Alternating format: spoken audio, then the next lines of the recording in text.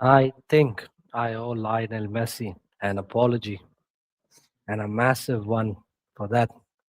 Because after Argentina won the World Cup in 2022, I genuinely thought we were watching the final chapter, his last dance, the perfect ending, the fairy tale, the goat riding off into the sunset, like the classic movie ending where the hero wins absolutely everything and then quietly disappears into football folklore. Apparently, Messi never got that script, the one that I sent him, or anyone who thought the same way, because what I watched against Algeria wasn't a farewell tour. It wasn't a veteran hanging on. It wasn't a legend surviving just on his reputation. It was Lionel Messi looking like he somehow unlocked an even more ridiculous version of himself, prime Messi, but with 20 years of footballing wisdom installed into that golden nugget of his. Like someone combined 2011 Barcelona Messi with a professional professor and then gave him cheat codes and said, "Here you go, lad.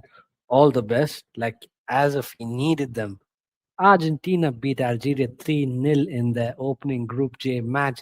But if you only look at the scoreline, you're missing the entire story. This wasn't just a win, this was Argentina sending a handwritten letter to every nation at that tournament.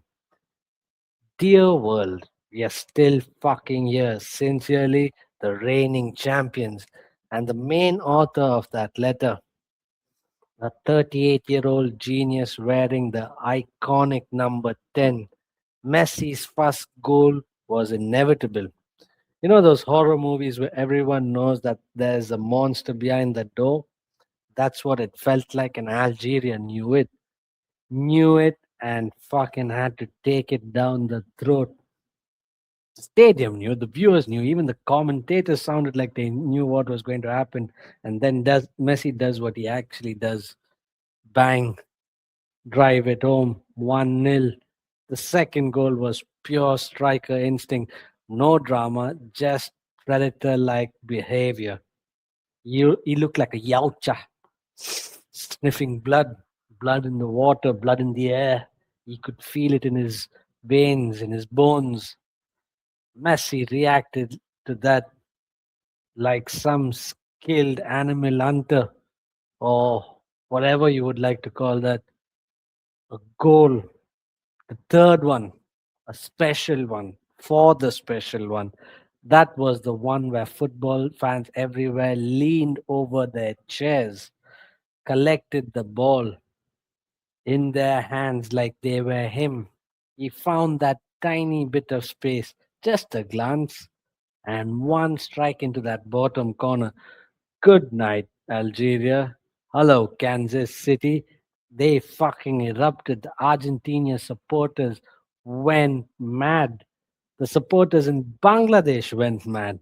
And next to religion, the next person's him. The people in Kerala, the city in South India, or the state in South India, they adore him like God. And most of them are Christians. So you can imagine the effect this man has on people. Football erupted on that third goal. And just like that, Lionel Messi became the joint highest goal scorer in World Cup history, along the great Miroslav Klose with 16 goals. Not bad for a guy who's apparently supposed to be slowing down. What made this performance even crazier was the way he did it. This wasn't a player forcing moments, this was a player controlling, flicking time. He was Doctor Strange on that field. Every run was perfectly timed, every touch economical, every decision he made was devastating. And at one point, I genuinely felt like I was watching a FIFA match from a panoramic camera angle. You know, the ones where you're playing on PS4 or something like that. You know exactly where those passes are. You can actually see where a run is, and you wait to press that triangle button, just that long through pass, play the 1-2, wait for the cutback goal. Messi spent basically 80 minutes turning football into a PlayStation tutorial. And poor Algeria, man, they look shell shocked. Now, credit where credit's due. The Desert Foxes went terrible. They actually enjoyed decent spells of possession and they tried to play football.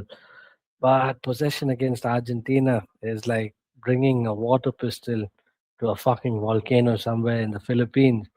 It looks brave, but in the end, it's usually predictable. Riyad Mahrez and co simply couldn't find the answers that day. And when Messi is at operating level like a skilled surgeon, sometimes there's nothing you can do. But there's another thing. Rodrigo de Paul's work rate. Once again, football's most loyal bodyguard was everywhere. He was running, he was pressing, he was recovering, he was protecting.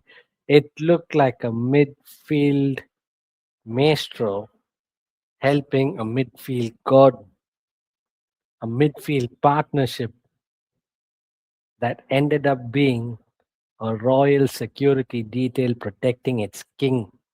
Messi was the general, De Paul was the cavalry, and the rest of Argentina followed. That's what makes this team dangerous. The brilliance gets the headlines, the work ethic wins tournaments, and that's the work ethic that Argentina put in for the 22 World Cup. And it looks like it's going to happen again. Another subplot, though. And you know who I'm talking about, Algeria's goalkeeper, Lucas Zidane. Yes, he's that Zidane, the mm, the son of Zinedine Zidane.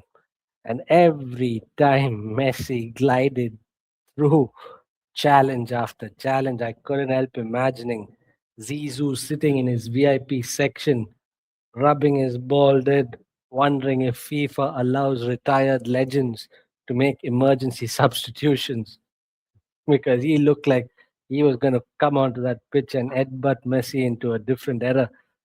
But that's what Messi does. Makes the greats even scratch their bald heads and ask, what do I have to do? My poor son standing between the sticks, unable to do anything like a deer caught in the headlights. He makes great players great, this boy, this man, this god. Great teams look ordinary in front of him, and we've seen it for 2 decades, and somehow we are still seeing it. Argentina started that 2022 World Cup by losing to Saudi Arabia, the KSA. This time there was no stumble, no shock, no wake up call. They fully arrived in ultra instinct state, like something on DBZ, focused, sharp, ruthless. The rest of Group J should really be concerned because the tournament just got even more mental. Argentina didn't just win, they look like a team that exactly knows who they are. And Lionel Messi, the footballing time traveler, continues to break every single law of aging known to mankind, if there's even anything like that. At 38 years old, he isn't just participating, he's dominating, he's making history, he's making defenders panic, and somehow, he's just making us believe that maybe, just maybe, one more World Cup is on its way back to Argentina. The GOAT isn't finished, not even close. Everyone better watch out.